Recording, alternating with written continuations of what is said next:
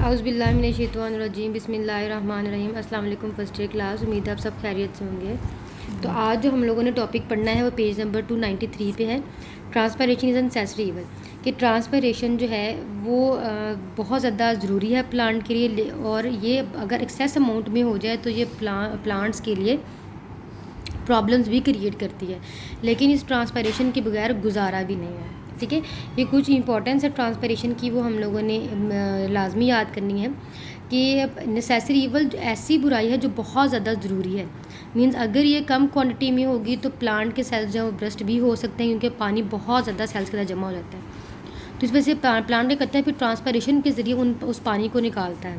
और अगर प्लांट जो है वाटर की स्ट्रेस हो, ट्रांसपरेशन भी हो रही हो, ठीक है जी, अगर वाटर स्ट्रेस और ऊपर से ट्रांसपरेशन भी हो रही हो तो प्लांट के अंदर विल्टिंग भी हो सकती है। और अगर प्लांट के अंदर थोड़ा सा भी वाटर स्ट्रेस आ जाए तो उसकी ग्रोथ रेट कम हो जाता है, और उसकी जो यील्ड है, उसकी प्रोडक्शन है, जिसे हम पैदावार कहते हैं, वो भी प्रॉपर नहीं आती। ठीक है जी।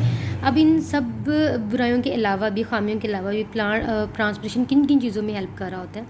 बेसिकली प्लांट जो है ट्रांसपरेशन पुल के ज़रिए हम फूड की जो ट्रांसपोर्ट है वो करते हैं, वाटर की जो कंडक्शन है डिफरेंट पार्ट्स के अंदर वो करते हैं। इसके अलावा मिनरल जो वाटर के अंदर डिज़ोल्व होते हैं वो भी हर सेल तक पहुंच जाते हैं इस ट्रांसपरेशन पुल के ज़रिए।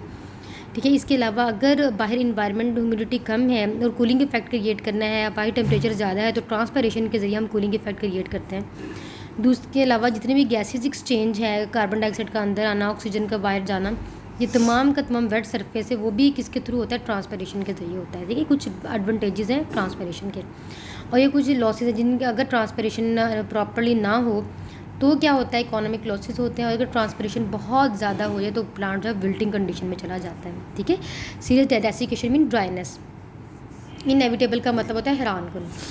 नेक्स्ट हम पढ़ते हैं कि ये जो ट्रांसलोकेशन ऑफ ऑर्गेनिक सोल्यूट्स की, ये जो ऑर्गेनिक सोल्यूट्स है ये एक पार्ट से दूसरे पार्ट तक मूव कैसे करते हैं, मीन साल्ट्स वगैरह प्लांट के एक पार्ट से दूसरे पार्ट तक कैसे जाते हैं। पहले हम पढ़ते हैं फ्लोएम ट्रांसपोर्ट। हम लोगों ने जाइलम की ट्रांसपोर्ट पढ़ ली, वाटर कंडक्शन किस तरीके से होती है, ट्रांसपरेशन पुल के ज़रिए होती है, और कैसे होती है हम लोग पढ़ चुके हैं। आज हम पढ़ेंगे कि फूड की कंडक्शन किस तरीके से होती है। अगर अपने डायग्राम्स के अंदर आ जाए, फ्लोएम मौजूद कहाँ होते हैं, ये सेंट्रल पार्ट पर जाइलम होते हैं जिसे हम वस्कुलर बंडल्स कहते हैं, जो कि प्लांट की विड्थ में विड्थ को इंक्रीज़ करते हैं, मीन्स चौड़ाई को, जिसे हम सेकेंडरी ग्रोथ कहते हैं विड्थ। प्राइमरी ग्रोथ प्लांट की लेंथ होती है, जो सेकेंडरी ग्रोथ होती है वो प्लांट की विड्थ का इंक्रीज़ करना होता है। तो प्राइमरी और सेकेंडरी जाइलम के बाहर वाली सरफेस पे, आउटर सरफेस पे आपको क्या नज़र आएंगे, फ्लोएम नज़र आएंगे। अगर इस फ्लोएम का हम माइक्रोस्कोपिक व्यू लें तो हमें दिखने में इस तरीके से नज़र आती है। ये जो आपको दरमियान में डॉट नज़र आ रहे हैं ये पोरस एंड्स हैं। ठीक है, ये आपके सीव्स बनी हुई हैं। ठीक है, अब अगर हम इसका मज़ीद माइक्रोस्कोपिक व्यू लें तो आपको फ्लोएम सेल इस तरीके से नज़र आएंगे। ये इनके कंपेनियन सेल्स होते हैं जो साथ होते हैं, और ये जो आपको सीव्स नज़र आ रही हैं इनमें क्या होती है, ये हम बोलते हैं सीव ट्यूब्स।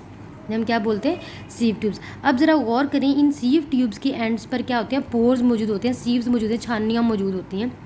अब होता बेसिकली क्या है कि ये कंपेनियन सेल्स जो हैं ये करते क्या हैं, ये एटीपी प्रोवाइड करते हैं, न्यूट्रिएंट्स प्रोवाइड करते हैं किनको, इन सीव ट्यूब एलिमेंट्स को। जो सीव ट्यूब्स हैं इनको अब फ्लोएम दो तरह के सेल से मिलकर बना है, कंपेनियन और सीव एलिमेंट्स। ठीक है, ये हम सीव ट्यूब्स भी कहते हैं।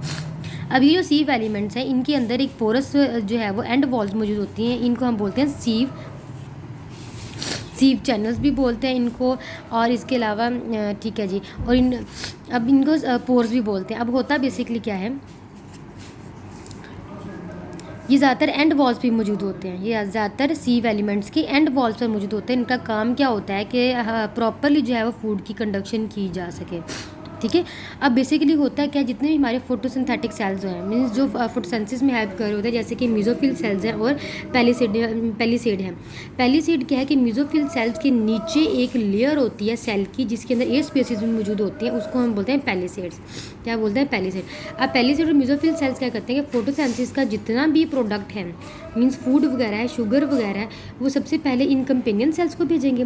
कंपेनियन सेल्स जो है फिर प्लाज्मोडेस्माटा के थ्रू सीव ट्यूब्स में भेजेंगे और सीव ट्यूब्स जो है वो फिर इन सीव पोर्स के थ्रू जो है ना वो आगे से आगे जो है वो प्लांट्स के डिफरेंट पार्ट्स तक इन शुगर्स को पहुंचाएंगे। तो इसका मतलब क्या है कि कंपेनियन सेल जो सीव ट्यूब्स के दरमियान किसके थ्रू कनेक्शन है, प्लाज्मोडेस्माटा के थ्रू कनेक्शन है, पोर्स के दरमियान। और प्लाज्मोडेस्माटा हम पढ़ चुके हैं कि सेल्स वॉल्स के दरमियान पोर्स का नाम है जिसके ज़रिए मटीरियल्स की एक्सचेंज हो रही होती है।